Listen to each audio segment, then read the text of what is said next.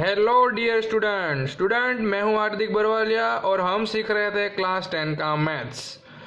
Student हम class 10 के maths में पहुंच गए थे एक नया ही चैप्टर नंबर 8 हमने फिनिश कर दिया था अगले ही वीडियो में। तो आज हम स्टार्ट करते हैं chapter number 9, some application of trigonometry. Okay तो चलिए देखते हैं कि भाई कौन सी एप्लीकेशन यानी कि हमें जो ट्रिगोनोमेट्री है उसको कहाँ पर यूज करना है।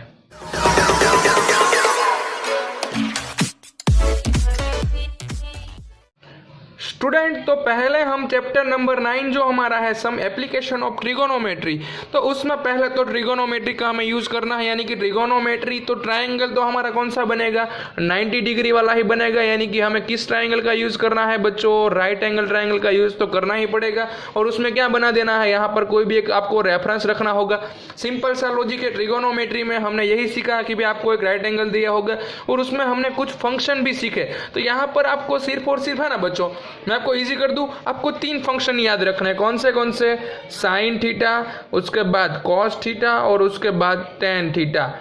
बस इस तीनों फंक्शन का यूज करेंगे ना हम तो हमारा पूरा चैप्टर यहाँ पर फिनिश हो जाएगा, है ना। तो पहला क्या कर देते हैं, तो इन तीनों का फॉर्मूला है उसको थोड़ा सा रिवाइज कर देते हैं। तो साइन थीटा यानी क्या हो जाएगा बच्चों, तो यहाँ पर ऑपोजिट अपॉन, तो ऑपोजिट साइड होता है और अपॉन में क्या होता है हाइपोटेन्यूस। सिंपल सा है। ओके उसके बाद क्या होगा, तो कॉस थीटा, तो कॉस थीटा का भी फॉर्मूला कुछ ऐसा ही है। तो थीटा की एडजेसेंट आपको पता है ना, ऑपोजिट यानी सामने वाली और एडजेसेंट यानी यहाँ पर बाजू में जो होगी साइड उसको हम बोलेंगे एडजेसेंट साइड। तो कॉस का फॉर्मूला है एडजेसेंट साइड अपॉन में हाइपोटेन्यूस। सिंपल सा थोड़ा सा रिवीजन कर देते क्योंकि इसका ही यूज हमें चैप्टर नंबर 9 में करना है।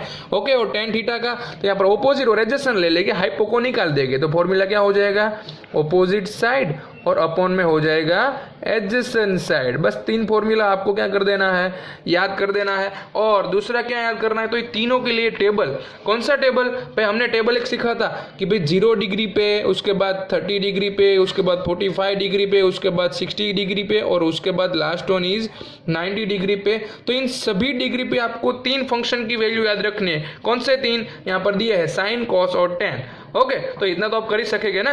ओके तो इतना मैं आपको होमवर्क में दे रहा हूँ कि भाई सभी के लिए साइन कॉस और टेन के लिए सभी डिग्री आपको याद होनी चाहिए। कि भाई मैं आपको ऐसा पूछूं, क्या पूछूं कि साइन 30 डिग्री की वैल्यू क्या होती है, तो आपको साइन 30 डिग्री की वैल्यू पता होनी चाहिए डायरेक्टली 1/2। सिंपल सा, बस इतना ही आपको याद रखना है, दूसरा कुछ करना नहीं है। ओके तो चलिए अब एप्लीकेशन यानी कि हमारी रियल लाइफ में हम ट्रिगोनोमेट्री का यूज कैसे करेंगे बच्चों। तो रियल लाइफ में हम ट्रिगोनोमेट्री को एक राइट एंगल के फॉर्म में कन्वर्ट कर देंगे। ओके तो यहाँ पर 2 टाइप के एंगल बनेंगे आपके। कितने टाइप के बनेंगे एंगल, 2 टाइप के एंगल। देखिए मैं पहला एंगल यहाँ पर आपको लिख देता हूँ कि भाई जो फर्स्ट एंगल बनेगा ना बच्चों, यहाँ पर लिख देता हूँ फर्स्ट, तो उसको हम बोलेंगे एंगल ऑफ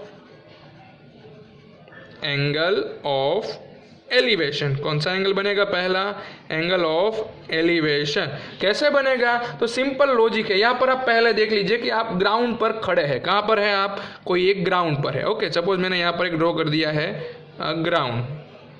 तो यहाँ पर ग्राउंड है, तो ग्राउंड के पर एक यहाँ पर एक लड़का खड़ा है, एक बॉय बना देता हूँ मैं, एक लड़का यहाँ पर खड़ा है। ओके खड़ा खड़ा क्या कर रहा है, तो भाई वो यहाँ पर जो स्काई में एक क्या है काइट है, तो काइट को देख रहा है। ओके तो मुझे यहाँ पर क्या होगा, तो मुझे देखिए पहले तो लड़का देख रहा है तो वहाँ पर आपको एक हॉरिजॉन्टल लाइन बना देनी है। देखिए कैसे, तो यहाँ से देख रहा है ना, तो यहाँ पर जो लाइन होगी वो क्या हो जाएगी हमारी हॉरिजॉन्टल लाइन। सिंपल सा है, हॉरिजॉन्टल लेवल बोले या तो लाइन बोले। अब बच्चा क्या करेगा, तो बच्चा जो है ना उसकी नज़र कहाँ पर होगी, काइट पे होगी। तो काइट देख रहा है, काइट हमारा क्या है ऑब्जेक्ट है। सिंपल सा लॉजिक।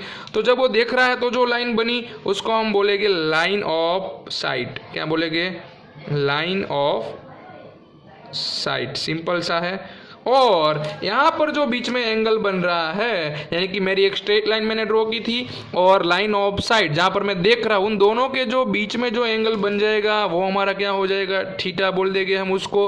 और वो थीटा हमारा क्या है, एंगल ऑफ एलिवेशन। सिंपल सा लॉजिक, यानी कि आपको क्या याद रखना है कि अगर आप नीचे खड़े हैं और आपके ऊपर का कोई भी ऑब्जेक्ट देख रहे हैं ना बच्चों, ऊपर का देखिए, आप नीचे खड़े खड़े ऊपर का ऑब्जेक्ट देख रहे हैं, तो हमारे बीच स्ट्रेट लाइन के बीच जो एंगल बनेगा ना ओरिजेंटल लाइन के बीच, वो कौन सा होगा? Angle of elevation. अब सिंपल सा लॉजिक समझ में आ गया होगा कि आप ऊपर देखेंगे, हम नीचे खड़े हैं, तो हमारे बीच में जो एंगल होगा वो कौन सा होगा? Angle of elevation.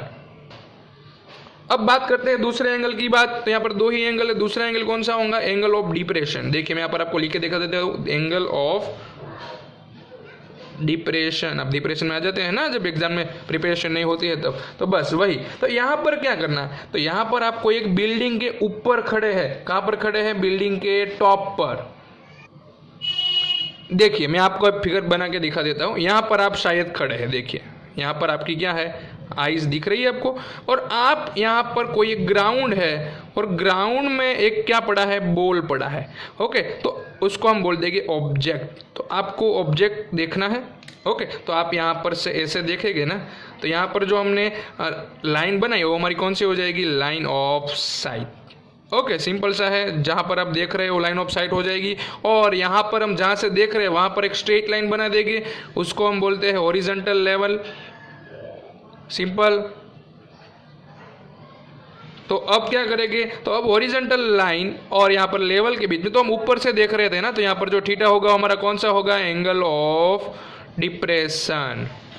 सिंपल से है, अगर आप ऊपर से देख रहे हैं तो आप एंगल ऑफ डिप्रेशन मिल जाएगा आपको, अगर आप नीचे से देख रहे हैं तो आपको क्या मिल जाएगा? Angle of elevation. तो आपको क्वेश्चन में एंगल ऑफ एलिवेशन या तो एंगल ऑफ डिप्रेशन दिया ही होगा। अब इसका यूज करके देखिए, अब यहाँ पर हम है ना, यहाँ पर जो काइट होती है ना वो स्ट्रेट 90 डिग्री पे ही होती है। नीचे से हम देखेंगे तो यहाँ पर राइट एंगल बन जाएगा, यानी कि आपका ट्रायंगल ही मिल जाएगा। तो उसमें हम तीनों में से कोई भी एक फंक्शन पुट करके कोई भी एक वैल्यू आपको फाइंड करनी होगी। किस तरह से करनी है वो हम देखेंगे डायरेक्टली एक्सरसाइज नंबर 9.1 में ही। टोटल 16 सम है, हम धीरे धीरे करके सभी सम को फिनिश करने वाले हैं। ओके, तो पूरी की पूरी एक्सरसाइज अगर आपको सीखनी है तो मेरे अगले वीडियो का इंतजार कीजिए, तभी तक इंट्रोडक्शन के 2 एंगल को अच्छे से सीख लीजिए।